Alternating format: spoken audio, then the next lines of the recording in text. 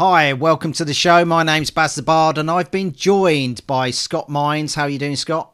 Yeah, I'm all right. I'm back again for some reason. You seem to be somewhat overjoyed with me on this show recently, and I'm happy to be here. So, yeah, I'm all right. Thanks for asking. Well, it would be remiss if we didn't have you on, as this last week was the only week you could actually go to an RTN, so you can tell us all Yeah, about it. true.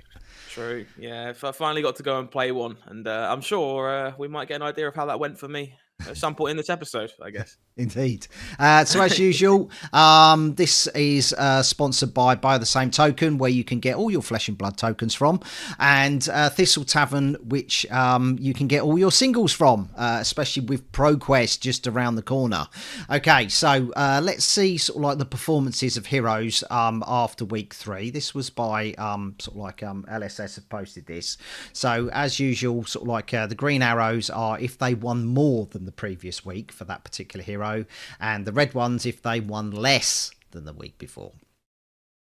Yeah, a lot less grey arrows this time. Actually, a lot less people staying on the same level. I know the end of week 4 ones have just been posted before we were recording this as well. So Yeah. this looks pretty similar. There's not all that much that's changed. This is just a sign of a really good, healthy meta game. I am a little concerned to see so many green arrows at the top here. The heroes that were already winning chunks last week now winning more this week than they were last week might be an indication that we're starting to get somewhat solved as we make our way towards LA.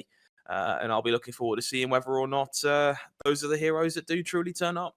Yeah, indeed. Yeah, these are the heroes. It's panning out. The Dromai, she won 14 events last week, so yeah, she people kind of stayed away from her, and now she's settling in and showed how much she's worth in this one. Okay, so let's begin. We have the Irish. Let's begin the party with the Irish. This is at the Gathering in Limerick. 21 players. There's a Bravo. Guardians are sort of like the highest picked heroes in this one, sort of like Victor and Bravo, with a smattering of Dromai. Yeah, this is definitely a Guardian landmine. Reminds me of a different country entirely. But yeah, this is good to see. Couple of one-offs, little less KO than you'd expect. A fewer brutes, I guess, not necessarily just KO. But this wouldn't be too shocking of a room to me. Maybe surprised about the 2 prisms. But this looks about what I'd expect. Nice to see some rune blades turning up and trying to do something. Yeah, indeed. The Prism sort of like she had that resurgence when Rob won at the beginning, sort of like just prior to sort of like the Road to National seasons, but she hasn't really sort of like followed through on what everybody thought she was going to do. Not an easy deck to pilot. No, deck's very hard, and I also think playing its bad matchups is very unfun as well. I think a lot of people that enjoy playing Prism, when you bump into the matchups that aren't good for you, or honestly, even something like Guardian that I think is quite good for you if you know what you're doing, the play patterns themselves just aren't actually that enjoyable, and I find that that's turned a lot of people off of putting more time into figuring out how she works. Yeah, the thing is, you'd have thought with KO coming to the fore, she may have preyed on him, but sort of like you're saying, if people aren't enjoying the deck, they're not going to take it. Yeah, for sure. Right, so let's see the top 4. Okay, so the top 4: Dash, Jamie McCabe, he won a skirmish season 7. Conor McGrath, he won skirmish season 8. Justin Walsh with Dromai, he's got a very blingy Dromai deck. He won a ProQuest 4. And Jack Walsh on Victor. Not sure if they're brothers. Yeah, I can't say I'm aware either, unfortunately. A pretty good menagerie here, to be honest. This is what you want to see, a little bit of everything. If the Dromai Victor matchup was the matchup here, I'll be curious to see how it went, because it's another one of those famous 1990s where both sides seem to think they're massively favoured. But really cool to see some Dash turning up. She had a good week in week 2, I think, of this season. It's kind of been a bit all over the place otherwise. Really hoping to see a bit more success from her. So good to see her making it over the line here. Yeah, if Dromai goes up, do we see less of Dash? People can say it swings both ways. Yeah, I tend to find from my experience that the more aggressive versions of Dash are quite happy to play into Dromai personally. You still have that end game inevitability from pistol purifiers and the like, but your boost planner is pretty good. You have a good number of poppers if you want to. I tend to find if you're trying to play the slower versions of Dash, it can get a bit sticky. Especially if you've got a Dromai that knows what they're doing. So I think it very much depends on how much each hero wants to respect the other as to how that matchup actually goes. Right, cool. But let's see who's made it into the final. So we have Conor McGrath on Kasai versus Jack Walsh on Victor. This is a sweet one. I might be going against the grain a bit here. I know there's a bit of contention about how this matchup's supposed to go as well, but I actually think this is slightly Kasai favoured personally, from having played both sides of it a bit. And I'm gonna therefore put my money on Conor managing to go over the line in this one. Okie dokie. You were right. Well done. Ew. Yeah, well done, Connor. Fantastic. I've just noticed I've made a little bit of a boo-boo by not putting winner up there. But yeah, brilliant. Absolutely brilliant. He did give me what they won. I think it was Silk and Form that was one. That's okay. That's not too bad. I want to at least see some play in both Blitz and Classic Constructed. So yeah, not a bad hit at all. Oh, maybe not. I have the video. Oh. You can see I'm still recovering from birthday, mate. I'm just like, I just feel a bit out of sorts. You'll have to forgive Baz, ladies and gents. He's still absolutely wazzooked after having a few too many pints. It just takes a little bit longer to recover. Yeah, right, so can't wake up in a field these days, can you? Doesn't work quite as well. so let's see what he really opened.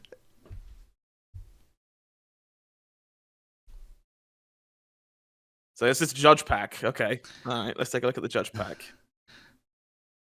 I love that we're wearing gloves. That's got to be one cold game store. Tekla Boston's okay. Yeah, this is one that I think people are coming around on a bit more.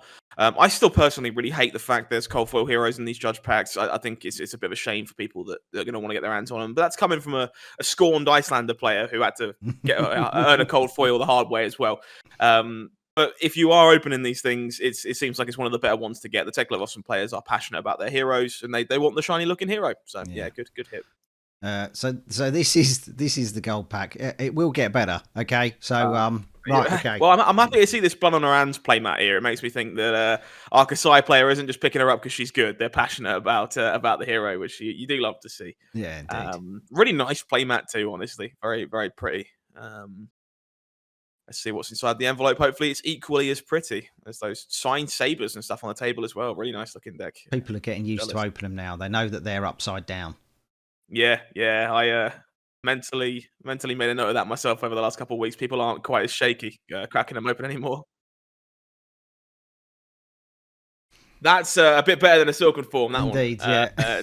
Yeah. Teklo Plasma Pistol is probably up there in terms of the best commons, your tokens level rarity stuff to get. Never going anywhere as long as Dash isn't LL'd. Probably playable in LL when she does. Yeah, great hit. Really good one. Yeah, it's going to be a very sought after card, that one for sure. Yeah, for sure. Let's see the meta map for Ireland. Okay, so this is where sort of like all the action went down. 7th Dimension right at the beginning of Road to National season with Stephen Manning on Kano when Kano was on fire. Game as well doubling Cole Boyle on Olympia and Conor McGrath in Limerick. So well done, everybody. You have qualified for Ireland Nationals, and this is everybody who's qualified. 5th to the 7th of July. I think it's 32 players for their nationals. So that would pretty much be, I would have thought, the majority of their players. And that should be a really good event. Hopefully, the Irish community will send me the results and we can celebrate whoever becomes the national champion. Will it be Dylan Thompson retaining his crown? It's a very difficult task to do. Not many people have done it. For sure. Yeah, it's good to see here as well. I think I'm only seeing one duplicate name from what I can see at a glance here as well, which is really lovely. You love to see a lot of people kind of getting to stake their claim to play in nationals without conflicting on the invites as people play more of the RTNs. So congratulations to you all, and hopefully the luck continues for you at nationals this year. Indeed. Okay, so Fanboy 3, Manchester, 18 players. Mr. Howling Scott Mines was here. Were you in the top 8? Let me double check. Yeah, no, I think I made it. Nice. It was nice. I didn't get a chance to go and play an RTN this season before this one. Fanboy is not exactly close to me, but it is just under 2 hours on train or whatever. It's a little more manageable. And they made the lovely decision of starting at midday, which means I could actually get there, which is a very, very refreshing change of pace. And yeah, great one. 3 draft pods here. Real murderer's row of players as well. A lot of World Championship competitors, people with call in top 4s, call in top 8s. Myself, I'm all right. Real field to play into, and some very high level drafting. It was a great event. Really enjoyed it. Yeah, 0 to 60 lads were there. I certainly were. So, top 4 time. Ollie Manners on Kasai. I don't have any information on Ollie. Liam Holden, ProQuest Season 4, Skirmish Season 8, calling Liverpool runner-up on Betsy. He's pretty good. Scott Mines, RTN 2023 you won.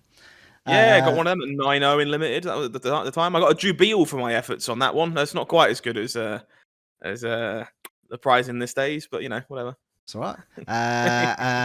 Thumbnail extraordinaire and article journalist.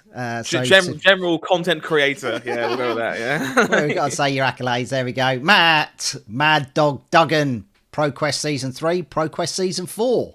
Part of the Rob Catton's sort of like a gaming group. With Lila, Jake Warburton, and James Thorgood. So very good. I'd say let's look at this top 4. We got Ollie. People might not know Ollie, but he's usually our judge for these events. Chose to step away and play for a change, swap places with Liam Canning, who chose to judge instead, and put on a show. Really did put on a clinic and go to work. Put on just some great games all around. And then 3 people who've played world championships. It is a real stacked event, and it just goes to show you that you can't get an easy RTN especially in the UK, but honestly just anywhere these days. There's a real just menagerie of players who are incredible, and you should be expecting the best of the best to turn up to these things. Okay, so let's see who made it into the final. Ollie versus Scott. Yeah, this was a weird one. Ollie's a really close friend of mine, and if only I had some kind of way of knowing who came out on top here. But there's a gold foil in my hand, so I'm going to guess that it might have been me. Yeah, you're going to get this one right for sure. Well done, fella. Now, you did say last week you were going to always just go Kasai. You were going to force Kasai. You didn't force Kasai, did you? No, well, so I actually started on Kasai in this event in the first draft pod. Was very happy with my deck. And ended up in Victor in the second draft. So when I kind of sat down for the finals, I told the whole pod, I was like, look, straight up with you. I want the CNC. I'm forcing Kasai. I don't care if I lose the event as a result. I'm going for the value. And I opened my first pack up, and it was terrible. It was really, really bad. And the second pack wasn't a lot better for Warrior. And I very quickly got the impression with Mr. Liam Holden 2 to my right that maybe, just maybe, I might not be able to make that happen, given he has an affiliation for Kasai as well, which he actually didn't end up drafting in this pod. Ended up on Betsy himself. But made the informed decision to not throw my event chances down the toilet for the sake of a CNC. Drafted my seat correctly, and this draft pod was pretty balanced. I think, if I recall correctly, we were 3-3-2, 3 Warriors, 3 Brutes, 2 Guardians. So everyone kind of ended up in their seats the way they were supposed to, and thankfully, Knucklehead is really, really good. Yeah, a friend of mine, Darren, played Knucklehead in the pre-release, and he rolled a 1. Which thank you, Darren, for allowing me to get that game. Never roll it. Never roll the Knucklehead. Just block 3 with it and be happy about it. That's my tip for you. He just went, I'm going to risk it for a biscuit. I told him not to do it, but he was like, nah, that would be cool. Right. Too funny, yeah. We've got your pack opening as well. There we go. Look, we do. Yes, recorded by the lovely Liam Canning. Let's take a cheeky peek. You're just waiting for Liam to tell you it's a go time. Yeah, he didn't actually tell me he was recording yet, so. There we go. I would say you're a seasoned pro at opening them. But it's just like, I'm actually not. Yeah, but I do know roughly what I'm doing. But warning to the headphone users here.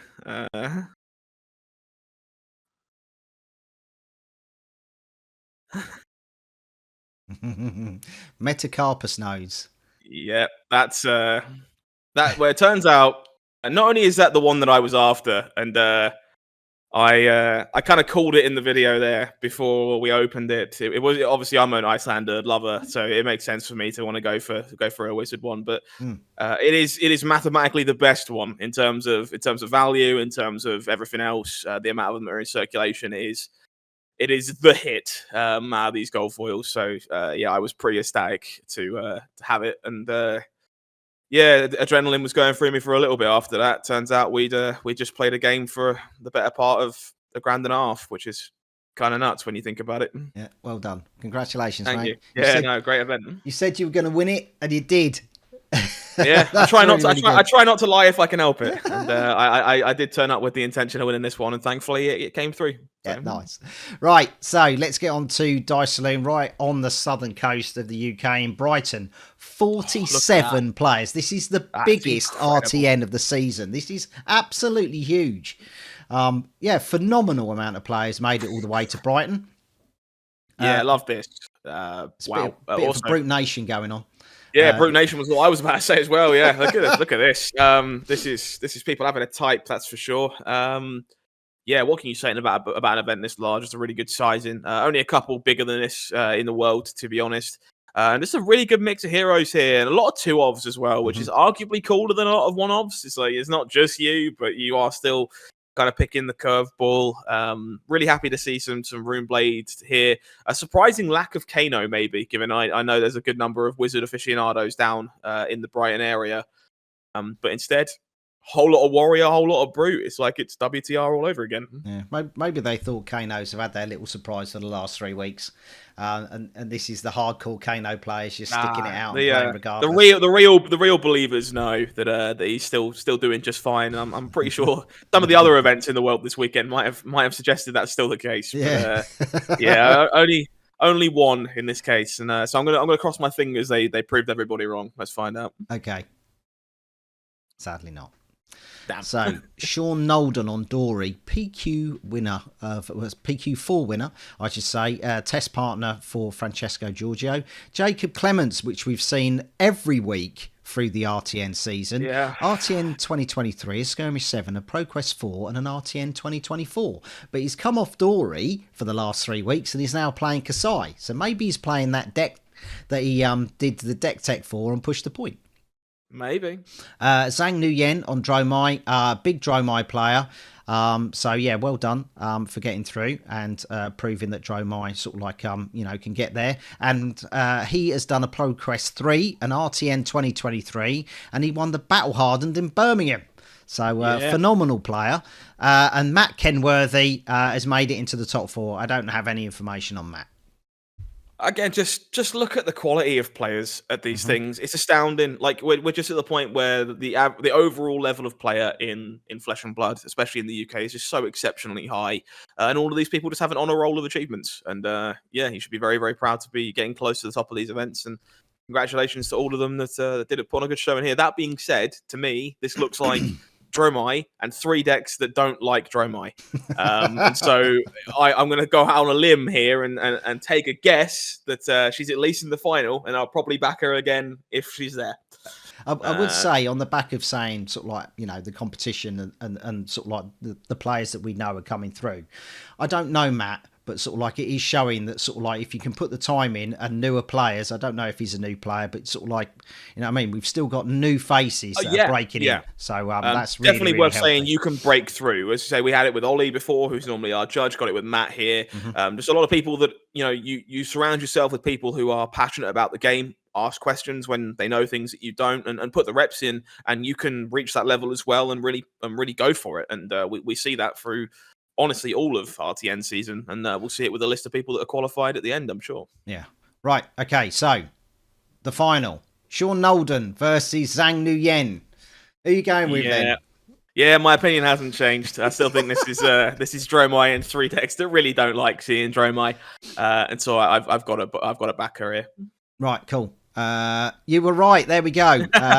Zhang's always got a massive smile on his face, and I bet when he saw he was in the top 4, he still had a big smile, knowing that he was favoured. I mean, a really tough competition to get through, but well done. Absolutely. Congratulations to you, Zhang, and well done for giving some more LL points to the deck that arguably the most people would like to leave the format right now. So cheers for that. Gold foil was not opened, and the judge pack was a proclamation of production. Okay, I hope the gold foil was better than the judge pack. That's all I'll say on that front. I bet Zhang is as well. Right, okay, so let's stay on the south coast. We're going to the venue in Plymouth, so onto the west side. Slightly smaller, 18 players, and where's all the brutes gone? Where's the Bravos gone? Where's the Dromais gone? It's just like, wow, this is really open. They're all in Brighton, evidently. It just goes to show you different geographic regions want to do different things. This is arguably a bit of a ninja haven, to be honest. Goes to show you there's a few people that have got there. Maybe that's where the Dromais aren't turning up, is they know all the ninjas are over in Plymouth. Yeah, good mix here again. Really just not seeing any events this season that are 18 copies of any one hero. This is always people playing a lot of what they want to play and what they think is good. And really cool to see, Azalea and Fi, even Katsu up there with the hero being played the most in any given event. Right, okay, let's see who made it into the top 4. Ruben Exposito. So he has qualified for Spain. So well done, Ruben. Love that. Nice Love of you that. to come to Old Blighty and pick up your qualification. And you've let somebody else in the UK get in that may have sort of like been on the bubble. So thank you for that. Marcus Archer on Kasai. Massive community player for Fab. It's nice to see him get in there. Stephen Andrew on Olympia and Kit Valentine on Dash. Love to see this. Yeah. Miles different, isn't it? Okay, Yeah. Kasai's making him in, but yeah, it's nice to see Olympia making it into a top 4 as well. Yeah, I'm a sucker for Olympia, honestly. I really enjoy the play patterns of their deck. He does surprisingly do some things that are quite different than Kasai and the like when he gets going. I do think he's still missing a trick or two, but we've seen it now with people like Steve and of course the 9-0 Olympia a couple weeks back, that there is grounds to make the deck work. So love to see it having some success on this kind of level at least.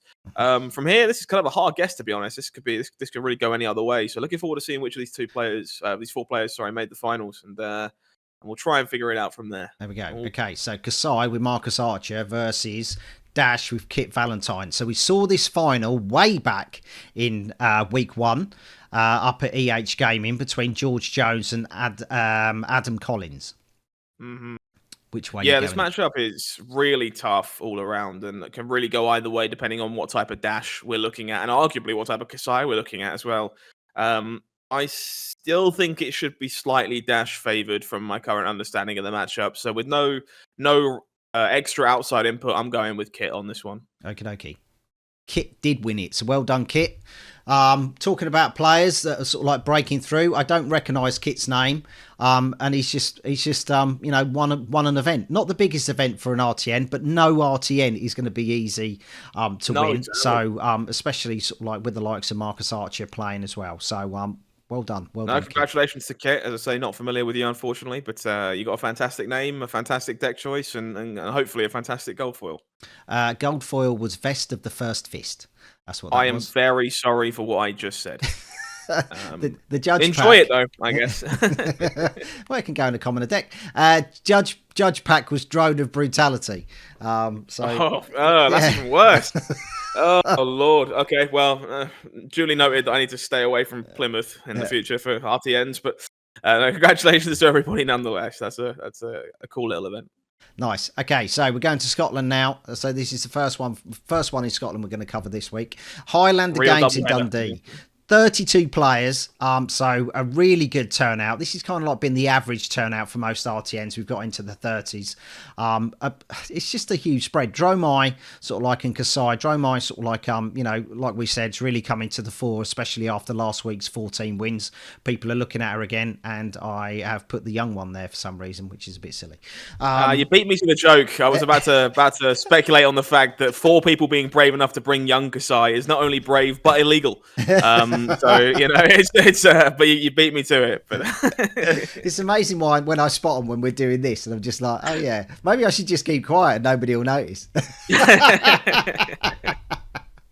But yeah, a massive smatterings won again. I would have thought sort of like the Riptide is Tim Dasukovic is a big Riptide player up in Scotland and does very well. I wrote about Tim last time he won one of these things with Riptide, and had the pleasure of chatting with him about the deck and learning a bit more about his thought process. And so he's got a bit of a fanboy in this corner. I really hope this event went well for him. But okay, shall we see? Yeah, go on. We have Daniel winning on Katsu. He won the ProQuest 4 at Highlander Games. Daniel McKinley on Victor. Andrew Rayner won a Skirmish Season 6, Skirmish Season 8, ProQuest 4, RTN 2023, and he is Mr. Thistle Tavern. He is with KO, and Damon Elgie on Phi. So bit of a ninja love going on up in Highland Games. Yeah, this is interesting. familiar with a good number of these players. Actually, really high pedigree of player. You expect it in an event this big. This is kind of a case of Ninja versus decks that I think are slightly either favored or unfavored against Ninja. Victor, I think, should come out ahead a lot of the time, and I think KO is actually slightly behind, depending on the versions. Again, there's a lot of ebb and flow in people's particular deck lists. So I think I'm expecting to see Victor Fi here. Would be my guess. Victor Fi. Okay, Yeah. you couldn't be more wrong. All right, so All we've right, got we're batting well. Katsu KO, Daniel Winning versus Andrew Rayner. So both really big Scottish players. Yep. Yeah, I think I've made this joke before, but with a surname like Winning, I cannot bet against you. And for that reason, Daniel Winning took this one down, as far as I'm concerned. He did. His winning ways continue. So well done. Really well done. It's just written in the stars. You can't lose with a surname like that. It's death sentence to your opponents. Yeah, so he's been playing Katsu from at least last year because he won ProQuest with Katsu. So yeah, continues his winning ways. Shall we see what he won? Did he come out a winner in the gold foil stakes? Go on, Mask of the Pouncing Links. Go on, that's the one that you. That'd be nice for him, wouldn't it? That'd be really nice. Yeah. Bullseye Braces isn't half bad though. It's on the higher end of commons as well. Probably not top. Well, it's definitely not top 3. Maybe it's top 5. Sees plenty of play in Azalea. Likely will do for as long as they leave it legal again. And also does have a role in commoner and the like as well. So yeah, not a bad hit. It's all right. Good. Okay, so the last one is Mox in the Hole. So 27 players, which is I've spelled hole wrong there. Oh God's sake. Mox in the Hole is fine. I'm sure they won't mind. 27 players, so that's a really good turnout for draft. It's probably one of the highest we've had for draft, to be fair. This is the top 8 draft. This looks about kind of what I expect. Again, a good 3-3-2. To see 3 Guardians is probably a little unfortunate for the Guardian seats, but we're at this point now where people understand this format, and most draft pods are landing with a good split, mostly with 3 Warriors, as it's definitely the class that can handle it the best. Okay, right, nice. So, making it into the top 4. Gustavo Cilarulo. I think that's how you say it. Andrew Rayner's there again. Skirmish Season 6, Skirmish Season 8, ProQuest 4, RTN 2023, and the owner of Thistle Tavern. Bruno Fernandes won a Skirmish Season 7, and Yong Ying Yang. I know he's won something, but I couldn't find his name on my little tally sheet, but I know he has won an event. Fair enough. I'm pretty sure he wins this one if he gets to draft Adult Victor, because that's probably very good in the draft format as well. But outside of that, I mean, this is everything you want, really. It's not shocking to see 2 of the Guardians here when there was 3 in the pod. Congratulations to whichever one of them had the harder game, because one of them's got an uphill battle. But one of every class in your top 4, and that's exactly what you want to be seeing. It means all the decks are good quality, and everyone gets to have a real good run at it. Okay, but let's see who makes it in. Andrew Rayner makes it into a final again versus Bruno Fernandes on KO. So Betsy KO. I play to Andrew. I really hope that I'm wrong is how I'm going to put this, because I'd love for Andrew to take this down. But as a man who won a draft RTN on KO themselves this week, and beat Betsy in the process, I mean, I've got to bet on the one-armed bandit. He's just too strong. Dude, you done it. I think you've got everything right so far. Apart from that semi-finals, which I couldn't have got more wrong. But all the winners, I've got all the winners right. We're doing all right on that one. It is, mate. You should win another RTN. Come on, you're on fire. I should buy a lottery ticket. I think it's probably the actual thing I should be doing. Righty, so well done, Bruno. Fantastic work. Commiserations to Andrew, but he's showing how good he is. Final for Constructed and a final for Draft. So an all-round top player. So big shout out to Andy. Had the pleasure of meeting him a few times now, and pleasant interactions, including returning Lorcana cards at a Fab event. So, but he's a lovely guy, and I'm glad to see him doing so well, and hopefully he breaks through very soon, as long as I'm not the one in his way, in which case you can stay in second for as far as I'm concerned. Goldfoil was the silken form. See, I knew there was a silken form somewhere. There was one in there somewhere. Yeah, no worries. Right. Worth mentioning the gold foils on this one. Somebody did also pick up a lovely gold foil Goliath gauntlet as a door prize for this event, which is insane, quite frankly. That's a heck of an incentive to go and play events at Mox in the Hoe.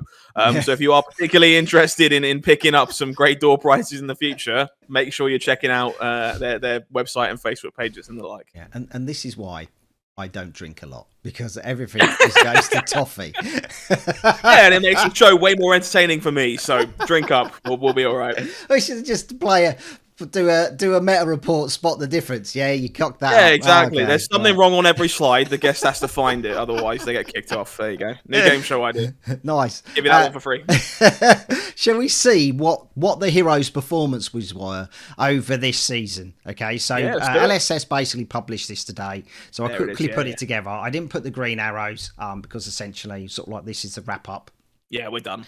A massive winning tally for Dromai. Who would have thought Dromai would have absolutely smashed it in the last couple of weeks, taking top spot for wins? It's phenomenal. Absolutely phenomenal. Yeah, definitely came out of nowhere after week one and returned the fear of God to people. I think the things that are most interesting for me here, honestly, Katsu, that's a really high conversion rate in where I kind of thought it would be. Mm-hmm. I guess a lot of that is going to be the later weeks when Dromai was showing up in numbers. It's a really good matchup for you there. So it also gives you some bonus points. Kano, I went from 12 wins, 13 wins, something like that week one to not even doubling that count with 3 extra weeks to work with. Definitely fell off quite significantly after the first week. And perhaps most importantly, shout out to that 1-IO player. You are an animal of my heart. I love that deck. I also think it's very bad. So congratulations for you for taking down that event. And I might waste several hours of my life trying to figure out how you did it. So thank you for that. It won this week, on the last week. Betsy and Dash. I've got that deck list already. It's been up on TCG.com. I've got it built. I'm probably going to go waste my time going to an armory somewhere just to try and, tell myself that I shouldn't be doing this, but you've at least achieved that from me. So congratulations to you. I haven't put the slides together, but let's just go over sort of like a Battle Hardened Philly. So this was covered by Savage Feats. So the main event, sort of like that was mostly Dromai players. I think it was 4 or 5 Dromai players made it into the top 8, showing how good she is going into this meta and going into LA, which is like, it is just around the corner. Yeah, a lot of big names on Dromai in that event as well. Mara Faris, Brody Spurlock, Wee Cohen. Congratulations to Wee Cohen, not for winning the event, unfortunately, but your deck list is very cool and has a lot of one-offs, and I like one-offs. So thank you for sharing that. The one lost in thought. Yeah, I'm all about that. Really, really sweet event, and it goes to show you what we should be expecting come LA. It's not far away now. Yeah, and Azuri showing that sort of like she can beat the Dromais. It's just like fatigue him out and get those 6s back in hand. It's a real uphill battle. Yeah. You can do it. I think if you're a Dromai, not a Dromai player, Azuri player out there, you want to see how to beat Dromai. Massively recommend going and checking out Ben Dodd's semi-finals match in the Calling Queenstown, which is quite a while ago now. But the fact I remember it is because it's one of the most incredible showings I've ever seen of an Azuri into a Dromai, and just really shows you how to navigate that matchup pin for pin, moment for moment to get the win and fatigue them out. And all I can say is, if you've got the skill to do that, I'm very impressed by you. I do not, and therefore will not be playing Azuri into Dromai for the near future. The next day, was it PTI event? That was dominated by Dromais. That was the most picked hero. But your friend, you shouted him out sort of like not too long ago. Margin Bay took it down with Kano, a fantastic Kano player. Margin and Nathan in the finals is the Kano Mirror, which was I think the biggest achievement for that was there were 4 Kanos in that event total. There were only 4, and 2 of them met in the finals. And that's kind of what I was trying to warn people about. We had week 1 of Kano dominance, and he fell off the cliff as everyone started to respect him again. And just as we're heading into LA, everyone's starting to put a few more poppers in their deck and a few less Oasis respites. And I can tell you now exactly what's going to happen. And and that's going to be Kano showing up at LA. And I've got a pretty good record about calling things correctly on this show. So mark my words, we'll see some wizard. I know when I spoke to Jacob Clements about his deck, he was just like, well, I either make it one way or the other. I either tech for Dromai or I tech for Kano. He's just like, I can't put it all in. So you can't beat everyone. You really can't. Not in a meta game like this with this many heroes winning events. I mean, look at this. This is 22 different heroes over the course of this season winning an event, which is absolutely obscene. And you can't build your deck to beat all of them. And unfortunately, the real crux point, as you say, is the one that Jacob says there is Dromai and Kano. The cards you need to make your matchups better against those two decks are just polar opposites. So you've got to pick your lane. You really can't prepare for both. And if you over prepare for Illusionist, you're underprepared for Wizard, and vice versa. So I am still very much expecting Arcane Rising's brightest star to set the room alight. So if you don't tech for one, just pray the gem gods are on your side. And, it's a sign. If you're watching this and heading to LA, trust me, I know what I'm talking about with some wizard goodies. Go pick yourself up, Kano, and thank me later. Righty. Let's see how the maps pan out. So this is Scotland. Daniel winning with Katsu and Bruno Fernandes on KO. So they had it this week. So that's all of Scotland done. A smattering in the Midlands. Adam Collins, Scott Mines winning on KO. Ashcan with Katsu. Kevin with Azalea. And Jake Warburton with Kasai. So fantastic spread of heroes. It's just nice to see so many variations. Noah Hicks. Yeah, Noah Hicks on Kano. If you want to see another good Kano player, check out my RTN, especially sort of like the Mana Screw quarterfinals, semi-final, sorry, that Noah plays against Hamish. That is just pitch stack heaven. That was phenomenal. Isaac Murray on KO. You can also see that coverage I did at Dice Cup. Mana Leak in Birmingham with Samee. Mana Screw with Ben. You can see that coverage as well on the channel. And Skywood Fire Games with Michael Coombs on Kasai. Over to the south of England. Zhang Nguyen on Dromai there at the bottom. Dyson Destiny at Canterbury. Sammy Brabin again on Kasai. Jacob Clements on Dorinthia. And Kit Valentine on Dash. So well done to you. Zooming over to London. Only 2 for London, which is normally you always get 3 in London, but only 2 this time. Bad Moon Cafe. Sammy Brabin again. He picked up some good wins. Sammy. He did. And Thomas Hall coming back with Betsy. Fantastic, absolutely fantastic. I guess one final testament to both of these formats. Honestly, look at the diversity in the winners for CC is very obvious, but across the country we've had an RTN for draft won by every single class as well, which is lovely to see. Definitely a testament of a really good format that I'm very sad I won't get to draft again. So. Right, everyone who has qualified for nationals, Jacob Clements tops the tree with 4 qualifications every week. He's picked up one. So well done, Jacob, because your winnings has allowed other players on the bubble to get in. So as have all the other ones who've won more than one. So well done, or qualified more than once, I should say. So really good mix there. A lot of look at these names. Just absolute banger of an event this is going to be. And I'm really sorry they're all going to have to lose to me for me to become national champion. But should be a good watch at least. Yeah, it should be. Hopefully me and Alan will be streaming it. Sort of like it is in discussion at the minute. We shall see if that actually comes out. Right, so let's go to Sweden. So as we said, sort of like after week 2, it's a bit of a Guardian fest. Page is never not funny. It's just every week it makes me laugh. Just like, yep, there is still large, handsome gentleman and a slightly younger, handsome horseman on this screen, and nothing else will ever appear here. You got to start proving me wrong next season, Sweden, because at the minute I think you only know how to do one thing, and it's not play flesh and blood. So, if you got to know how to play against Bravo and Guardians if you're going up north. Right, okay. Let's see who's qualified. 5th to the 7th of July. This is everyone who's qualified. Magnus Vendel qualified twice. Well done. And Peter Brass, basically, he went to Viking and basically picked up a qualification for Finland. No, Norway. Seen a little bit of this season. People were border hopping to go and qualify for their nationals somewhere else, and it's one of my favorite parts of the season. Talk about a game you can play the game, see the world. It's very cool. You can qualify for your own nationals while you're on holiday. So yeah, massive love to people doing that. That's really good, really good. Right, okay, but that is Road to National season. That is when all the nationals are on. But what have we got going on in between? Because it still keeps on coming. It certainly does. ProQuest. Oh my God. Right. These are all the dates. This is everywhere we're covering. I think I've got everything. We will be covering Sweden again. With Erica updating us to all the results on that side.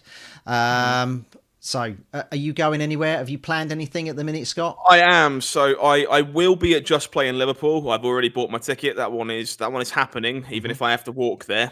Unfortunately, there is no event in Manchester this time. No store being given a ProQuest up there by the looks of it, which makes the rest of these a fair bit harder. So my plan is to do a good few of these. I really do want to qualify for Amsterdam. I think the competition is going to be very fierce at these, with it being a somewhat local pro tour, if you like. So I'm probably going to spend some time on a few people's couches and see where I can get myself to a reasonable hour in the morning. But if you're looking to find me and beat me up, Just Playing Liverpool is the only one I can guarantee at this time. I will be recording Living Realms event, so if you're going to Living Realms, I might call you up and put you on camera.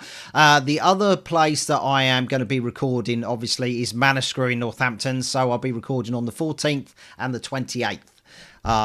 Anywhere else is up for grabs, and depending on brownie points that I can accumulate from my lovely Mrs. Bard. Yeah. I might have to do the double header, actually. I could probably do EH in York if I sleep on someone's sofa, get myself there this time, as opposed to not being able to, which means hopefully I can do Living Realms and come and see you on the following day as well. So we'll see what we can work out. I did think about doing a double header, but there's no way I can swing that. Fair enough. It'd be lovely to go and see Ross again. I had such a fantastic time up there. It was really, really good. Right, okay, so a big thank you to everybody, as usual. So for everybody who stuck with me and updated me on results, Patrick McNamara in Ireland, Sweden, Erica Forslöv, and the UK, Miss Warden, Steve Broder, Caleb Dale, Dizzy Tank Diran, Andrew Rayner, Liam Canning, and I've got Andrew Rayner twice because he's such a flipping phenomenal dude, and James Ashall for giving me all the dates, and of course Scott Mines, thank you for coming on, and it's short notice. It's always always more than welcome, mate. I'll give a second shout out specifically to Liam Canning for recording that important moment for me personally at Fanboy. It's nice to know for the rest of the time I will be able to rewatch myself having a small heart attack. So thank you for that. It's good. It's good to see, like, the emotion and how much it means, when you get a card you really want, and you know what I mean, and winning an event. That's what everybody it should mean see. something. Yeah, it should mean something. I couldn't agree more. Thank you to everybody who subscribed to the channel. I've had over 160 subscribers in this last 4 weeks. I can't thank you enough. It's phenomenal that you guys basically subscribe to me.